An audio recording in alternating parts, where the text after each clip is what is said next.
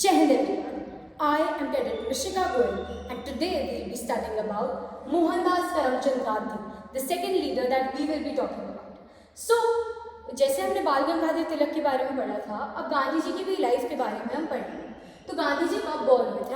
हमें हमेशा याद रहता है कि गांधी जयंती हम 2 अक्टूबर 1869 को सेलिब्रेट करते हैं और वो कहाँ बॉर्न हुए थे? पोरबंदर में, जो है गुजरात में। ठीक है, बाल गंगाधर तिलक महाराष्ट्र में बॉर्न हुए थे एंड गांधी जी पोरबंदर में बॉर्न हुए थे। फादर का नाम था Karamchand Gandhi and he was a diwan और the prime minister of the Porbandar. Mother थी Putlibai and she was a very religious lady and left a deep impression on Gandhi's mind.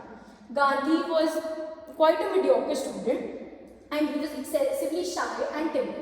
Now Gandhi ji married at the age of 13 to Kasturba.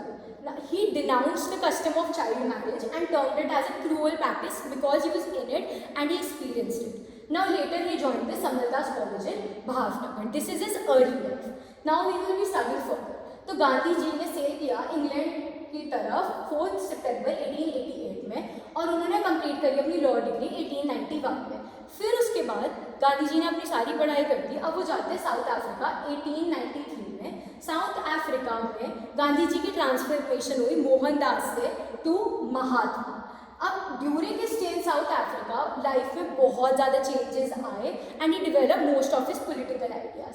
He was in complete service of humanity. उनको बहुत अच्छा लगता था लोगों को सर्व करना, वो हमें उनकी नेचर भी पता है। 1906 में in the course of struggle in South Africa Gandhi ji ने डेवलप करा द कॉन्सेप्ट ऑफ अहिंसा। अहिंसा का क्या मतलब है? Non violence. एंड सत्याग्रह का मतलब है होल्डिंग फास्ट टू ट्रूथ और फर्मनेस इन अ राइटलेस कॉज। ठीक है, सत्य होना। अब उनके फ्रूट्स जो बोए किए थे वो 1914 में जब एक अग्रीमेंट हुआ Gandhi ji and south African government के बीच में, the main Indian elements were considered. जब ये हुआ, ठीक है, अब हम आगे बढ़ते हैं। जब Gandhi ji return to India in 1915, अब पहले हमने बात करी उनकी लाइफ के बारे में, उनकी एजुकेशन के बारे में, फिर हमने बात की उनके साउथ अफ्रीका में क्या क्या हुआ था, उनके थॉट प्रोसेस के बारे में। अब हम बात करते हैं जब गांधी जी वापस आए, उनकी कॉन्ट्रीब्यूशन टू इंडिया। 1915 में वो वापस आए। He settle down river Sabarmati के पास at the outskirts of Ahmedabad.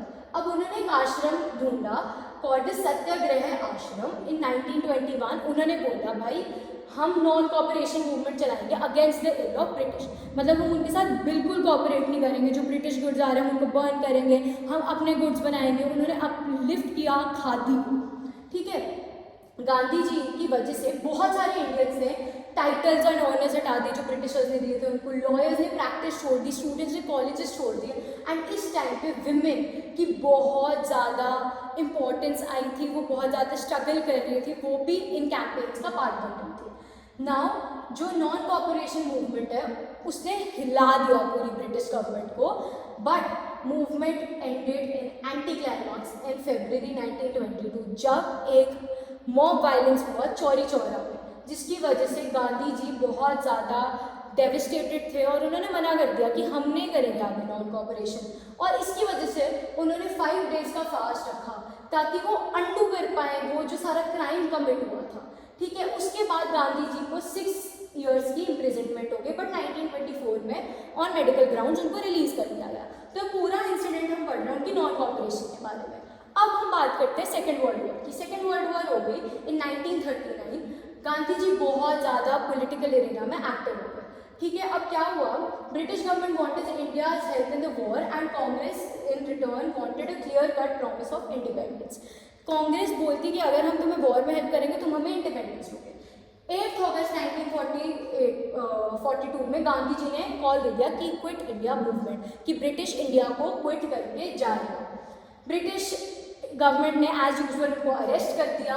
ठीक है, एंड और टॉप लीडर्स को अरेस्ट कर दिया। बट इन अगस्त 1947 इंडिया को अब इंडिपेंडेंस अपनी मिल गई थ्रू रिगरस प्रोसेस, बहुत ज़्यादा स्ट्रगल के बाद। बट जिन्ना की वजह से पार्टीशन हो गई कंट्री की। कम्यूनल राइट्स बहुत सारे हो गए। हमने देखा पार्टीशन में इतनी डेथ्स, इतनी डेविस्टेशन हुई। हिंदूज एंड मुस्लिम्स के बीच में बहुत ज़्यादा डिफरेंस होने लग गया, बहुत एट्रोसिटीज़ होने लग गई, इतने ज़्यादा रेप केसेस बढ़ गए, इतने ज़्यादा प्रॉब्लम्स आ गई दोनों कंट्रीज़ के बीच में।